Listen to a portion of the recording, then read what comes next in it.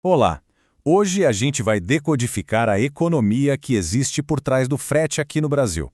Sabe, desde aquelas grandes forças de mercado que acabam definindo os preços até os mínimos detalhes que aparecem na fatura. Vamos mergulhar nisso. A nossa análise vai ser dividida em 5 partes, ok? Primeiro, a gente começa com o cenário geral do transporte rodoviário, depois passa pela teoria econômica da concorrência para entender como funciona, aí vamos ver quem realmente manda no mercado, detalhar uma fatura de frete e, por último, dar uma olhada no que o futuro reserva para os custos.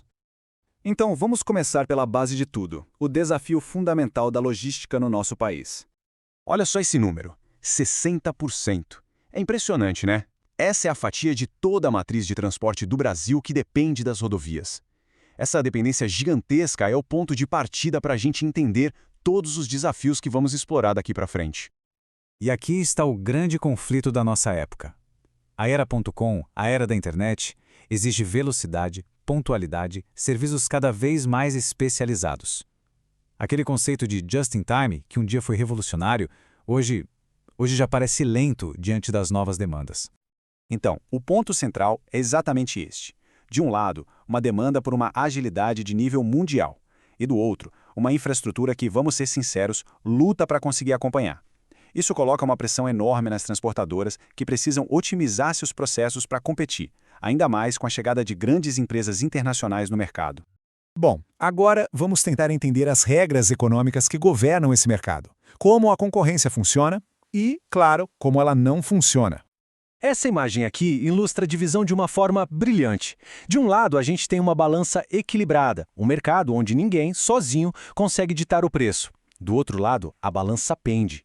É um mercado onde alguns, ou às vezes até um, tem o poder de influenciar tudo. Na concorrência perfeita, a teoria diz o seguinte: existem tantos ofertantes de serviços parecidos e a informação é tão transparente que o preço é definido unicamente pela lei da oferta e da demanda. Ninguém, de forma isolada, consegue mudar as regras do jogo. E o mais interessante é que o transporte rodoviário de cargas no Brasil, veja só, chega muito perto desse ideal teórico. Por quê? Simples. Pelo número gigantesco de transportadoras oferecendo serviços muito, mas muito parecidos. É um mercado super pulverizado e, por consequência, altamente competitivo.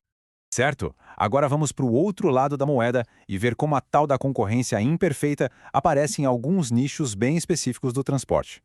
Basicamente, existem 3 jeitos de a concorrência ser imperfeita, ou seja, onde algumas empresas têm sim bastante poder sobre o mercado. Vamos dar uma olhada em cada uma delas. Bom, o monopólio é o caso mais extremo de todos. Uma única empresa controlando absolutamente tudo. O exemplo histórico clássico no Brasil, que todo mundo conhece, é a Petrobras antes de 1997, quando ela tinha um monopólio estatal do petróleo. Já o oligopólio, a gente pode pensar como um clube mais fechado. Poucas empresas dominam e é muito difícil para um novo concorrente conseguir entrar. No setor de transportes, isso é bem comum em nichos muito especializados, como de cargas super pesadas ou aluguel de guindastes gigantes. A concorrência monopolística é um pouco mais sutil. Aqui, existem muitas empresas, só que cada uma consegue diferenciar o seu serviço de alguma forma, seja pela marca, pela qualidade ou por uma especialização. Isso dá a elas uma pequena margem para controlar o próprio preço, criando uma espécie de mini monopólio no seu produto específico. Ok, chegamos ao ponto crucial. Como é que toda essa teoria de mercado se traduz, na prática, na fatura de frete que chega no final do mês? Uma fatura de frete rodoviário padrão é, na verdade, uma soma de 5 componentes principais, como a gente pode ver bem aqui. Vamos quebrar cada um deles agora. O primeiro, e geralmente o maior componente, é o frete peso. Pense nele como o custo bruto do transporte. O diesel, o motorista, a manutenção do caminhão, as despesas do escritório e, claro, o lucro da transportadora. É o coração da fatura. Logo em seguida vem o frete-valor, também conhecido como ad valorem. Isso aqui funciona basicamente como um seguro. É uma porcentagem que incide sobre o valor da nota fiscal e cobre o risco da transportadora caso aconteça algum acidente ou algum dano à carga. O GRIS. Bom, o GRIS é uma taxa muito característica do Brasil, infelizmente. Ela serve para cobrir os custos de gerenciamento de risco de roubo de carga. Coisas como rastreamento, escolta, seguros específicos. É um reflexo direto dos desafios de segurança do nosso país.